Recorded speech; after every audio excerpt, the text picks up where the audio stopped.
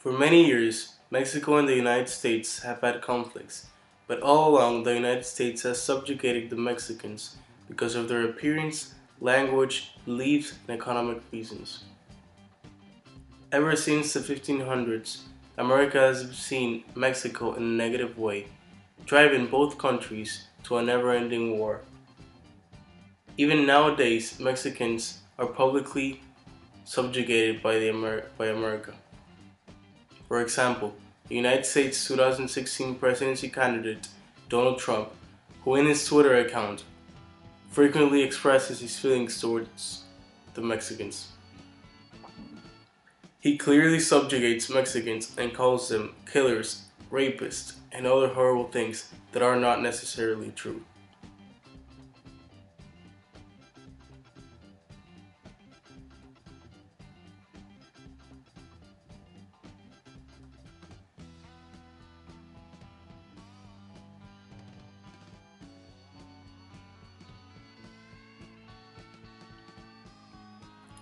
In 1598, the Spanish settled to New Mexico, which made it the largest and oldest Spanish settlement in the Southwest. Slavery was abolished in Mexico in 1829 by the new Republican government that came out after the independence from Spain in 1821. Texas was part of Mexico in 1821, but many Americans settled there since the land was cheap. Slaves were illegal in Mexico, but the Americans still brought slaves into Texas. Mexico tried to stop them, but they still came. Texas, in 1845, is officially an American state. This raises conflicts over the border line, or the official borderline, since the Mexican government isn't happy after this decision. War starts between the United States and Mexico because of disagreements over the territory. But after 2 years, in 1848, Mexico surrenders. When Antonio Lopez Santa Anna is president of Mexico again in 1853, he sells the land between Yuma, Arizona and the Mesilla Valley, New Mexico to the United States.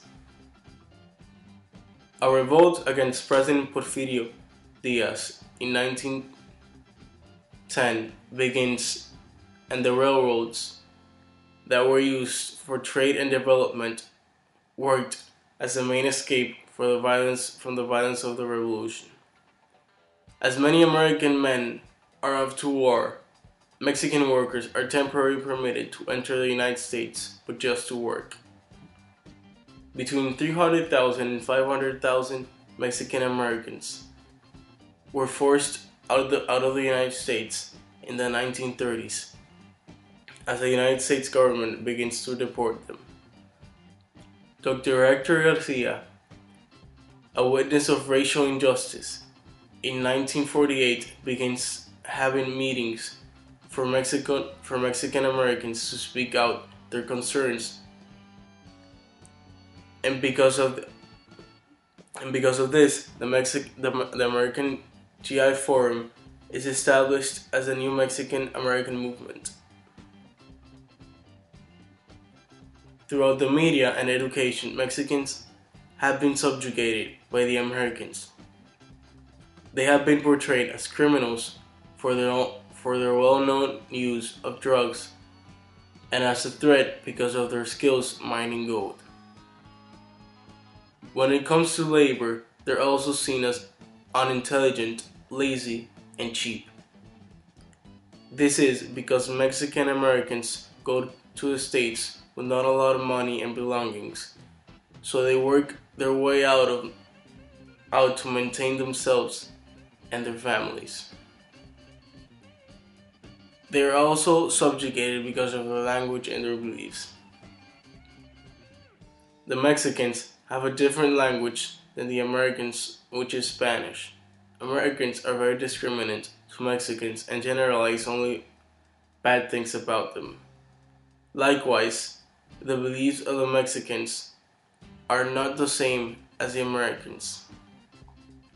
An example would be the holiday of the Mexicans called El Dia de los Muertos, the Day of the Dead, in which they pray and remember the lives they have lost, and they do this by having celebrations with family and friends. How did they resist? The Mexican Americans have resisted by forming movements like the Chicano movement and the American GI4 movement. The Chicano movement is an extension of the Mexican American civil rights movement, which began in the 1940s with the stated goal of achieving Mexican American empowerment. The civil rights movement time was in the 1960s. The ongoing argument between Mexico and the United States has kept a stable pace over the recent years, but that doesn't mean the subjugation has stopped or decreased.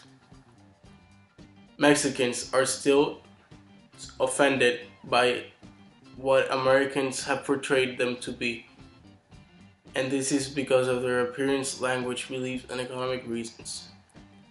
The group has made not a lot of progress, but they still continue to fight their subjugation. In order for this to stop, the Americans should stop treating the Mexicans this way, because they're also citizens of the United States, like them.